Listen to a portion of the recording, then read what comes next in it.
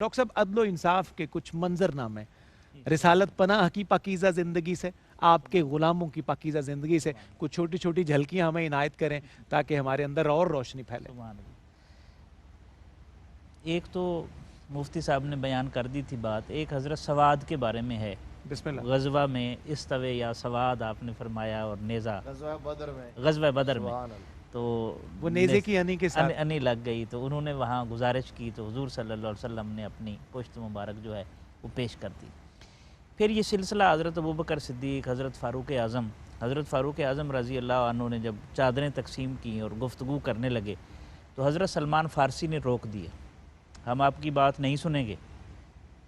تو حضرت سلمان فارسی یعنی خلیفہ وقت کو 26 لاکھ مربع میل کی ریاست کے مالک کو تو وجہ پوچھی تو انہوں نے کہا جی ہمیں ایک ایک چادر ملی ہے، آپ دراز قامت ہیں، تو ایک چادر سے تو آپ کا لباس نہیں بن سکتا۔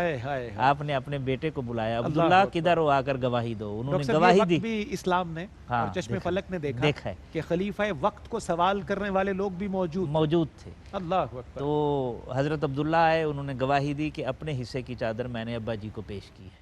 تو حضرت سلمان فارسی تڑپ اٹھے، فرمایا اب آپ بولیں، اب آپ کی ہم ہر بات سنیں گے۔ اللہ اکبر۔ اچھا، پھر حضرت علی المرتضیٰ رضی اللہ عنہ جب عدالت میں پیش ہوتے ہیں، قاضی شرح کی عدالت میں، ان کی زرہ ہے یہودی کے پاس، خلیفہ وقت ہیں، عدالت میں پیش ہو رہے ہیں، اور فیصلہ قاضی شرح خلاف کرتے ہیں، وقت کے امیر المومنین کے خلاف فیصلہ ہوتا ہے، اور وہ اتنا عدل اور انصاف دیکھ کر وہ یہودی مسلمان ہو جاتا ہے۔ اللہ اکبر۔ یہ اثرات تھے۔ اچھا، میں ایک اور دلچسپ واقعہ سناؤں آپ کو۔ ارشاد ہو۔ سبحان اللہ۔ ترکی کا ایک سلطان تھا، سلطان مراد۔ سبحان اللہ۔ ایک معمار تھا، اس نے مسجد بنائی اور وہ دیوار ٹیڑھی ہو گئی، تو بادشاہ کو غصہ آیا تو اس نے اس کا ہاتھ کاٹنے کا حکم دے دیا۔ اللہ اکبر۔ اب مقدمہ دائر ہو گیا اس وقت کے قاضی کی عدالت میں، تو مقدمہ سنا، تحقیق ہوئی، تحقیق کے بعد یہ بات پایا ثبوت کو پہنچ گئی کہ سلطان کے حکم پر اس کا ہاتھ کاٹا گیا ہے، تو قاضی نے فیصلہ دیا کہ سلطان کا ہاتھ کاٹا جائے گا۔ اللہ اکبر۔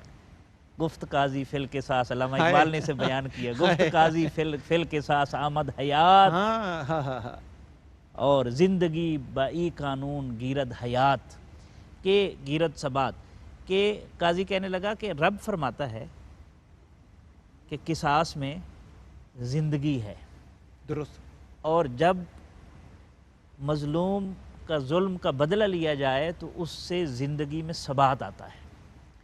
عبد مسلم کم تر از احرار نیست، خون شاہ رنگین تر از معمار نیست۔ اللہ اکبر۔ اللہ اکبر۔ اقبال کہتے ہیں، اور یہ قاضی نے کہا سلطان مراد کو، کہ جو مسلمان سوسائٹی کا غلام بھی ہوتا ہے وہ آزاد آدمی سے کم تر نہیں ہوتا، اور بادشاہ کا جو خون ہے وہ معمار کے خون سے زیادہ رنگین نہیں ہوتا۔ اللہ اکبر۔ کہ اس کو معاف کر دیا جائے، بادشاہ نے جرم کیا ہے۔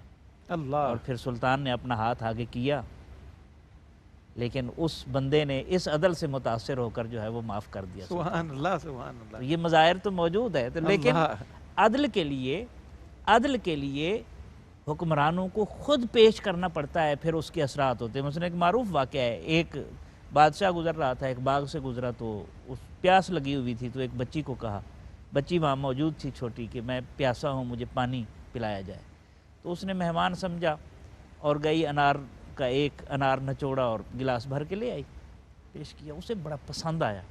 اس نے کہا یہ اس کو تو اپنے قبضے میں لینا چاہیے، اتنا قیمتی باغ۔ تو اس نے کہا بیٹا اور مل سکتا ہے؟ اس نے کہا جی مل سکتا ہے۔ وہ گئی، اس نے ایک انار نچوڑا، دوسرا نچوڑا، تیسرا نچوڑا، اللہ اکبر۔